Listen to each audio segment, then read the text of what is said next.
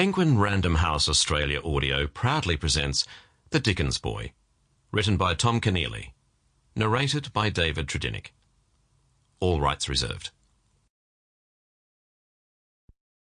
To the 4 young pilgrims, Gus, Clementine, Alexandra, Rory, travel well. I can honestly report that he went away, poor dear fellow, as well as could be expected.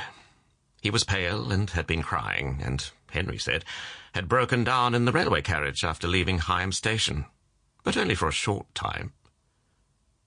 Charles Dickens to his daughter Mary, Mamie, September 1868. Chapter 1. A long ocean voyage seems plentiful in small incidents at the time, but is remembered as a blur when it ends. On my journey to Australia on the Sussex, a gentleman in the saloon said one day off Africa that only being wrecked would save us from the tedium.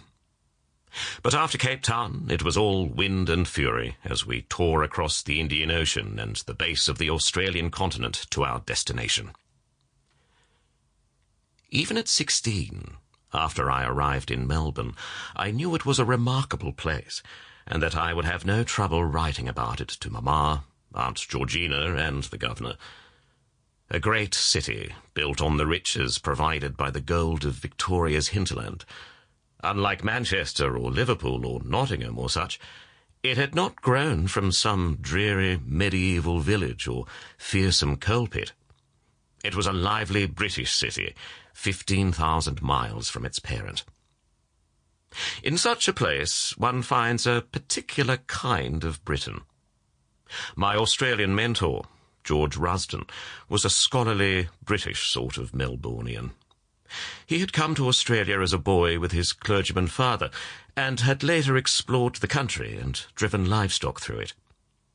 As Clerk of the Parliament of Victoria, he had the final say on parliamentary procedure in a booming and self-governing colony. Rusden had somehow met up with my father in London some years past. He struck me as a Tory, and was certainly not, therefore, the sort of fellow who would have consorted with my father, and he wasn't pliable in the way I sensed the Governor was, nor likely to wear a flash waistcoat, nor be a critic of slums or an honest roisterer down towpaths. He was, though, a scholar and a billiard player. The Governor was indifferent to the sport of billiards.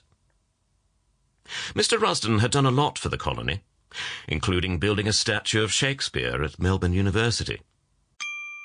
Sample complete. Ready to continue?